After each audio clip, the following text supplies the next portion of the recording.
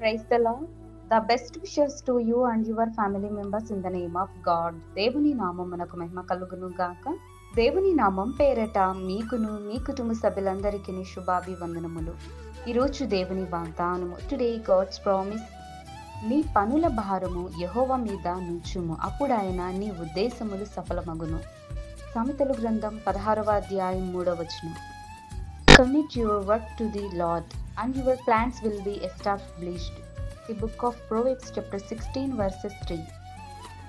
క్రీస్తునందు ప్రియమైన సహోదరి సహోదరులారా, ఈ శ్రేష్టమైన ఉదయకాల సమయంలోనూ దేవుడు నీతోనూ నాతోనూ మనతోనూ ప్రతి ఒక్కరి జీవితాలలోనూ మరి ఎవరైతే ఏ పనుల నిమిత్తం భారము కలిగి ఆ పనుల్లో నిమగ్నమైపోతూ ఎంతో శ్రమిస్తారో మరి దేవుడు వారితో కూడా తెలియజేస్తున్నాడు అండి. చూడండి, ఇప్పుడు ఎవరైనా మనం పనిచేసే చోట ఏదైనా మన పై అధికారి మనకు ఏదైనా పనిని అప్పగించినప్పుడు ఆ పని ఎలా చేయాలో టెన్షన్స్ పడుతూ పనిని సకాలంలో మనం పూర్తి చేయలేక అనేక అవమానం పడడం కానీ లేదా ఏదైనా తిట్లు తినడం కానీ అధికారి చేత మనం ఆ యొక్క పరిస్థితులను బట్టి పని భారం మన మీద పడినప్పుడు పలు విధాలుగా మనం ఆలోచిస్తాం, టెన్షన్స్ పడుతూ ఉంటాం. అయితే దేవుడు ఏమంటున్నాడంటే, నీ యొక్క పని భారం ఏదైతే నీ దగ్గర ఉందో అది యెహోవా మీదే మోపు. అంటే నీ పని భారం అంతా దేవుని మీద మోపితే నువ్వు ఏదైతే ఏ ఉద్దేశాన్ని అయితే నువ్వు కలిగి ఉన్నావో ఆ యొక్క ఉద్దేశాన్ని దేవుడు నీకు సఫలపరుస్తానని దేవుడు అంటున్నాడు.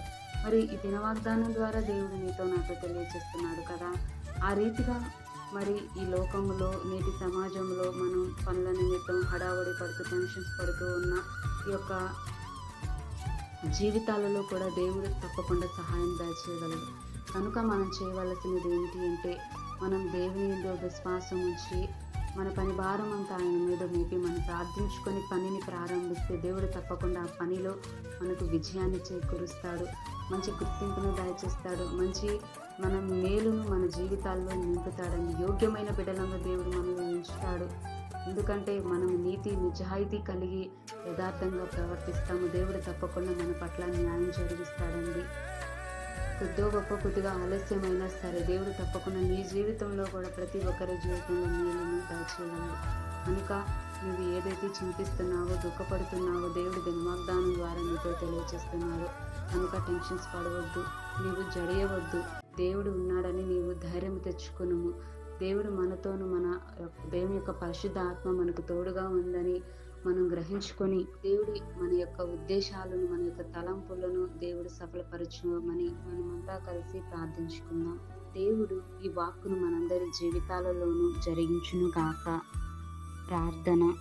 మహోన్నతుడా, సర్వాధికారి, సర్వసృష్టికి గొప్ప అధికారకర్తవైన యేసయ్య నీకు స్తోత్రాలు. ప్రభువో దేవా, నీ యొక్క పనుల భారం ఏదైతే ఉన్నదో యెహోవా మీదే నుంచుము అని, అప్పుడు నీ ఉద్దేశములు సఫలమవుతాయని దీని వాగ్దానం ద్వారా మాతో మాట్లాడారు. బట్టి స్తోత్రాలు. అవును ప్రభు, మా యొక్క ఈ యొక్క టెన్షన్స్ జీవితాల్లో, ఉరుకు పరుగుల జీవితాలలో ప్రభు ఎంతో పని భారం మా మీద పడినప్పటికీ ప్రభు మేము వాటిని జయించి కృపదయచండి. వాటిని యొక్క ఉద్దేశాలను మా యొక్క తలంపులను నీవు ఎరిగి ఉన్న దేవుడు, ఏది న్యాయమో ఏది చిత్తమో జరిగించమని కోరుతున్నాం ప్రభు.